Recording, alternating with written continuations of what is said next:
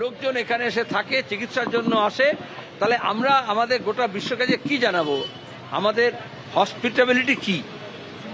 পৌরসভার পার্কটা যদি সরিয়েও রাখি, দমকলের সদর দপ্তর তার 100 মিটারের মধ্যে 50 মিটারের মধ্যে এই হোটেলটা কোনো রকম অগ্নি নির্বাপন নেই, শুধুমাত্র এই হোটেলে নয়, তাহলে এতগুলো হোটেলগুলো রয়েছে, দমকলের তো প্রাইমারি দায়িত্ব। প্রথম কথা হচ্ছে কয়েক মিনিটের মধ্যে দমকল পৌঁছলো না কেন এবং মানুষকে বাঁচাতে পারলো না কেন? ফায়ার ব্রিগেডের কাজ তো এটাই। এখন নাম দেওয়া হয়ে গেছে যে তোমাকে ফায়ার ব্রিগেড তো বলে না, এখন তো ডিজাস্টার ম্যানেজমেন্ট করে। তাহলে সেখানে দাঁড়িয়ে প্রপার ট্রেনিং এর অভাব ছিল, না ইকুইপমেন্টের অভাব ছিল, না কমিউনিকেশনের অভাব ছিল, কিছু তো একটা ছিল। প্রথম কথা, যারা মারা গিয়েছেন তাদের পরিবার পরিজন, তাদের প্রতি সমবেদনা, তাদের প্রতি পরিপূর্ণ সম্মান। এ তো মানে ভাষা দিয়ে জীবন চলে যাওয়া তো কোনোভাবেই মানে তার কোনো জীবন যে হারালেন বা যার পরিবারের লোক জীবন হারালেন, এরমভাবে জীবন হারালেন, এ কোনো ভাষা দিয়ে দুঃখ প্রকাশ করা যায় না।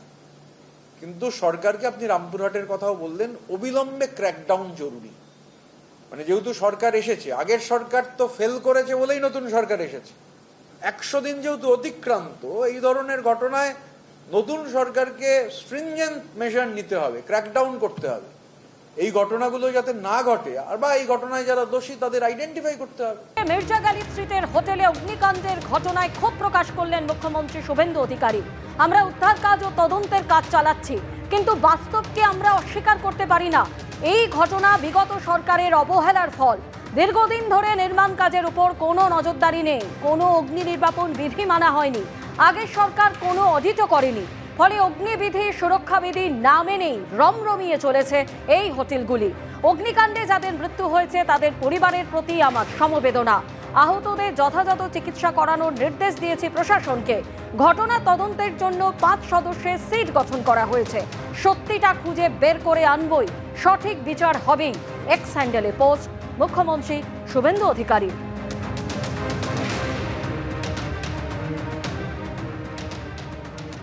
মির্জা গালিব স্ট্রিটে হোটেলে অগ্নিকাণ্ডের ঘটনায় এক শিশু সহ 9 জনের মৃত্যু হয়েছে। কলকাতা পুলিশ মর্গে তাদের ময়নাতদন্ত হবে। সরাসরি আমাদের প্রতিনিধি ঝিলম করঞ্জাই আমাদের সঙ্গে রয়েছে। ঝিলম, ময়নাতদন্ত কি শুরু হয়েছে? তোমাকে জানাবো যে এই 9 জনের যে দেহ যাদের কলকাতা পুলিশ মর্গে নিয়ে আসা হয়েছে, সেইখানে আমরা রয়েছি। এই সামনে যে পরিবার ঢুকছে সেটা হচ্ছে সন্দীপ পাসওয়ানের পরিবার, যে 23 বছরের যুবক যেখানে কাজ করত, তার মৃত্যু হয়েছে। সেই তার পরিবারের সদস্য আদবে ঝাড়খণ্ডের বাসিন্দা তারা, তবে থাকতেন তারা নাগের বাজারে, এবং এই হোটেলে সে বহুদিন ধরে কাজ করছিল। সেরকমই জানা যাচ্ছে হোটেলে সে বিভিন্ন যে হোটেলের কাজ, সেই সময় তার পরিবারের সদস্যরা রয়েছে। এবং একই সঙ্গে আমরা যেটা দেখতে পেলাম যে বাংলাদেশের সেকেন্ড সেক্রেটারি তিনি এসছেন এবং তিনি কিছুক্ষণ আগেই ঢুকলেন সামনে, আমরা দেখলাম। এবং একই পরিবারের 4 জন সদস্যের মৃত্যু হয়েছে, যেটা আমরা জানতে পারলাম যে স্বামী, স্ত্রী, শ্বশুর এবং তার সন্তান, তারা প্রত্যেকে এসেছিলেন। এখানে যে সন্দীপ পাসওয়ান রয়েছে তার পরিবারের সদস্যের সঙ্গে কথা বলবো। यहाँ क्या कर रहे हैं आप लोग? सब अंदर गए हैं किस लिए? बॉडी को देखने के लिए गए हैं, मतलब आइडेंटिफाई करवाने के लिए गए हैं। पीएम शुरू हुआ क्या? ये नहीं, मुझे नहीं पता इसके बारे में। অর্থাৎ যেটা জানা যাচ্ছে ইনকোয়েস্ট প্রক্রিয়া হয়ে গিয়েছে, ময়নাতদন্ত কিছুক্ষণ পরে শুরু হবে। তবে 9 জনের যে ময়নাতদন্তের যে প্রক্রিয়া সেটা হতে সময় লাগবে। কলকাতা মেডিকেল কলেজের ফরেন্সিক বিভাগের প্রধান তিনি করছেন। এবং তোমাকে যেমন জানাচ্ছিলাম কিছুক্ষণ আগেই আমরা দেখলাম যে বাংলাদেশ হাই কমিশনের তরফ থেকে সেকেন্ড সেক্রেটারি তিনি এসছেন, এবং তার পাশাপাশি আরও একজনের সঙ্গে আমরা কথা হলো, কৃষ্ণ নন্দী, তিনি মালদার বাসিন্দা। তার আত্মীয় দেবাশিস দত্ত, তার স্ত্রী, তার শ্বশুরমশাই এবং তার পুত্র সন্তান, তাদেরকে তিনি শনাক্ত করেছেন। তিনিও এসেছিলেন। তার থেকেই জানা গেল যে তিনি চিকিৎসা করাতে বেঙ্গালুরু এসেছিলেন এবং তারপরেই কলকাতায় এসেছিলেন। কলকাতা থেকে ঢাকা যাওয়ার এরকম একটা পরিকল্পনা ছিল বলে তিনি অনুমান করছেন। তবে তারই মধ্যে এরকম ঘটনা। এই মুহূর্তে ময়নাতদন্তের প্রক্রিয়া শুরু হয়েছে, কতক্ষণে শেষ হবে এখন সেটাই দেখার। পুলিশের পদস্থ কর্তারা রয়েছেন এবং এখনো অবধি 6খানি দেহ চিহ্নিত করা গেছে। অনেক ভয়াবহ পরিস্থিতি ছিল রাত্রেবেলায়, ওখান থেকে খুব কষ্টে বার হয়েছে ওরা।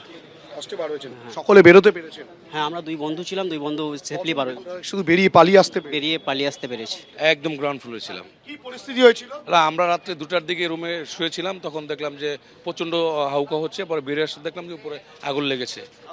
জি জি, মানে তিনতলার হোটেলটা? হ্যাঁ 3 তলায় আগুন লেগেছে। আর রাত 2:30 বাজে, তখন হোটেল বয় মানে আয়সা দরজার মধ্যে খুব জোরে জোরে ধাক্কাচ্ছে, মানে অনেক জোরে জোরে ধাক্কাচ্ছে। তো আমরা তো ঘুমিয়েছিলাম, উঠি না, তো অনেক জোরে জোরে ধাক্কাচ্ছে।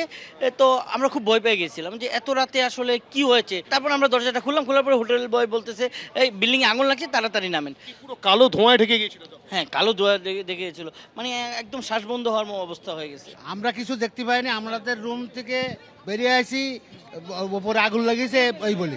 আগুন নিয়ন্ত্রণের যন্ত্র ছিল? না না না না না না না। এবিপি আনন্দ, এগিয়ে থাকে, এগিয়ে রাখে।